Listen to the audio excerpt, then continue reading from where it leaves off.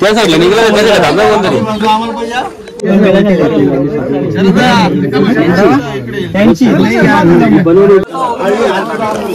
आवाज करू नका.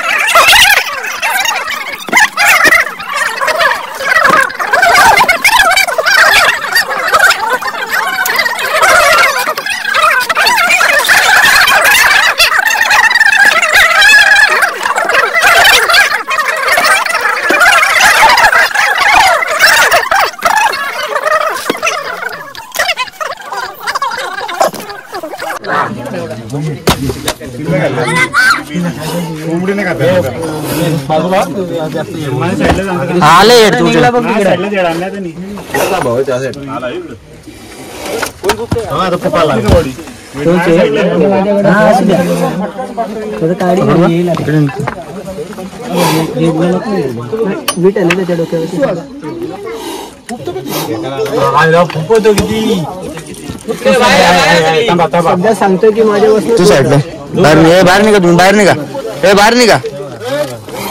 इकडे आलं तर जर यावेळेला ना साईडला आला का तिकडं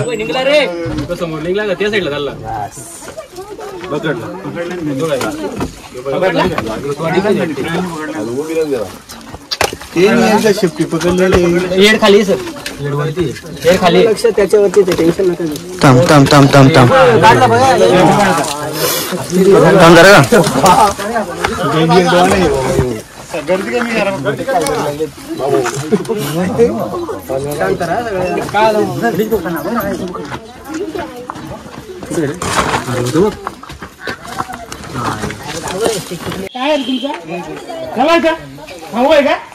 तिला काय निघलं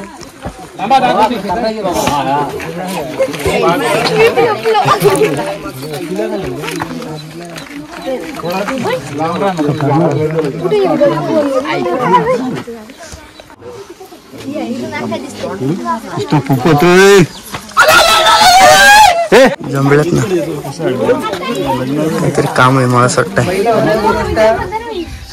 कुणाल कुठे आहे, कुणाल इकडे. आमचा प्रयत्न आहे की प्रत्येक गावामध्ये एक सर्पमित्र असायला पाहिजे, कारण की आम्हाला सगळी कामं टाकून उठून यायला लागतात. हा पोरगा तुमच्या इथलाच आहे दसईचा, आणि हा सध्या व्यवस्थित शिकतोय सगळं. फक्त फरक एवढा काही आहे का हा साप विषारी होता. तुमच्याकडे कोणतरी बोलत होती की 2 मिनिटात पकडला, तर तेवढे पकडलेत आम्ही. याच्या आधी 1000च्या वरती नागच पकडलेले आहेत. जो साप आता इथे आहे ज्याला तुम्ही पांढरा समजता, पांढरा, नाग, सर्प, साप, 1.5 लाऱ्या 2.5 लाऱ्या सगळे एकच सापाची नाव आहेत. आपण बघतो नावं वेगवेगळी समजतोय. लवकरच तुमच्याकडे हा पोरगा पण असणार आहे, त्याच्यामुळे याचाच नंबर सेव्ह ठेवा तुमच्याकडे. कधी साप असेल तर याला बिंदास कॉल करत जा.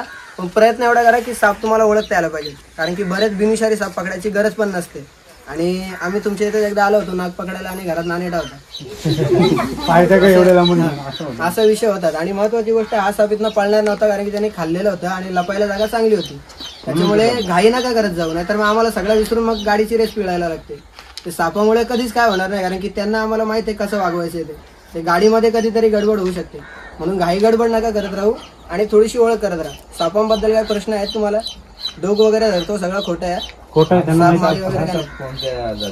हा साप आहे, याला मराठी पुस्तकी भाषेनुसार नाग बोलतात. आपल्याकडे याला पांढरा बोलतात. नाग पांढरा एकच आहे, त्यालाच हा विषारी आहे. 2.5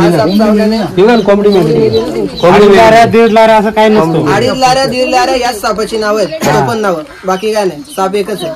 आणखी काही विषय फरक असेल आता या गावचा समजा पोरगा असेल तर तो कुठल्या तरी गावचा जावई असतो. नावं जरा बदलतात नात्यानुसार, तशी सापांची नावं गावानुसार बदलतात. फरक काहीच नाही फरक. जसं आपल्या सगळ्यांचा चेहरा वेगळा आहे, नाक कान वेगळे आहे, थोडा कुठला? हा, बाकीचे पण ओरिजिनलच असतात. आपला म्हणणं काय ओरिजिनल म्हणजे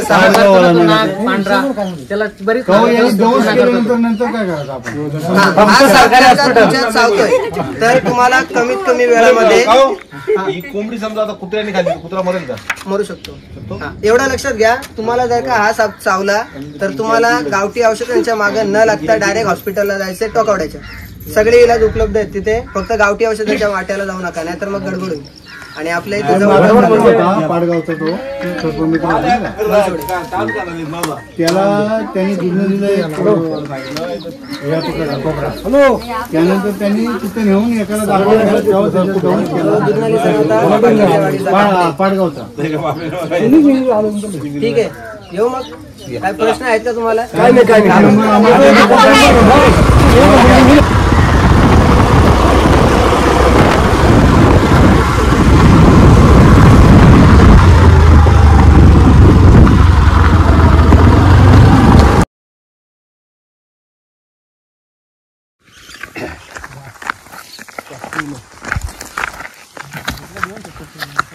इकडे मस्त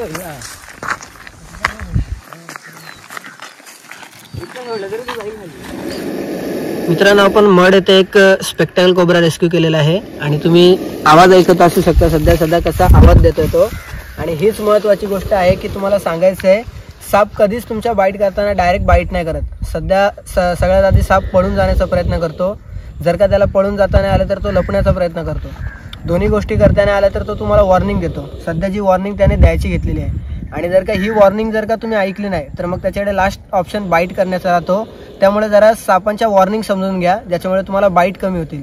आणि जरी बाईट झाली तरी पण तुम्हाला ते वाचण्याचा एक ऑप्शन देतात की चावल्यानंतर फॉल्स बाईट करतात, म्हणजे चावले तरी तुमच्या विष टाकत नाहीयेत. आणि जर का या 4 स्टेप तुम्ही जर का लिमिटमध्ये राहिले तर मग तुमच्यासाठी काही त्रास नसणार आहे. पण जर का तुम्ही 4ही लिमिट क्रॉस केले असणार आहेत तर मग साप बाईट करतो. सांगण्याचं तात्पर्य असं आहे की ह्या सापाला पकडण्यासाठी घाई करण्याची गरज नव्हती, कारण की त्याने खाल्लेला आहे आणि तो पळणार नव्हता. तरी आपण त्याला रेस्क्यू केलेला आहे. आणि तुम्ही पाहू शकता डॅम किती छान आहे. साप रेस्क्यू केल्याच्या लोकेशनपासून जास्त लांब सोडायचा नसतो, म्हणून आपण जवळच आलेलो आहेत. आणि जर का तुम्ही ही व्हिडिओ बघत असाल तर एवढं पण लक्षात घ्या की हा साप तुम्हाला परत दिसणार पण नाहीये. आणि तुमच्या माहितीसाठी रस्त्यात येता येता आम्हाला आणखी एक साप दिसला होता. म्हणजे ते सापांचं प्रमाण खूप चांगलं आहे. फक्त तुमच्याशी कधीतरी त्यांच्याशी एकमेकांच्या समोर येणं होत आहे. त्यामुळे घाबरत नका जाऊ आणि थोडीशी माहिती घ्या. तर आता आपण या सापाला सोडत आहोत. आणि इथे आपली एक परीक्षा असणार आहे मित्रांनो, की सापाने 2 पिल्लं खाल्लेली आहेत कोंबडीची. जर का ती त्याने बाहेर काढली नसली तर मग आपला रेस्क्यू खूप चांगला आहे. जर का त्याने ते बाहेर काढलेले असतील तर आपल्यापासून त्याला काहीतरी त्रास झालेला आहे. आणि ही प्रत्येक रेस्क्यूअरची परीक्षा असते. तर बघूया आता काय झालेलं आहे ते.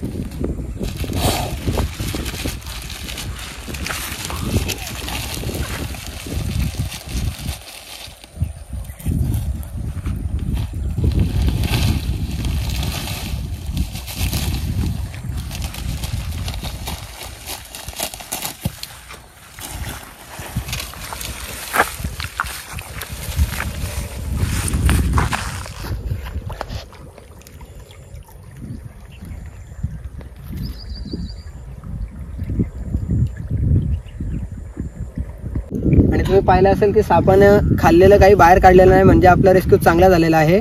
तर सापांना पकडणं हेच सगळं एंड नाहीये मित्रांनो. थोडीशी माहिती घ्या, त्याच्यामध्ये खरी मजा असणार आहे. आणि अशी माहिती घेण्यासाठी बनून राहा. धन्यवाद.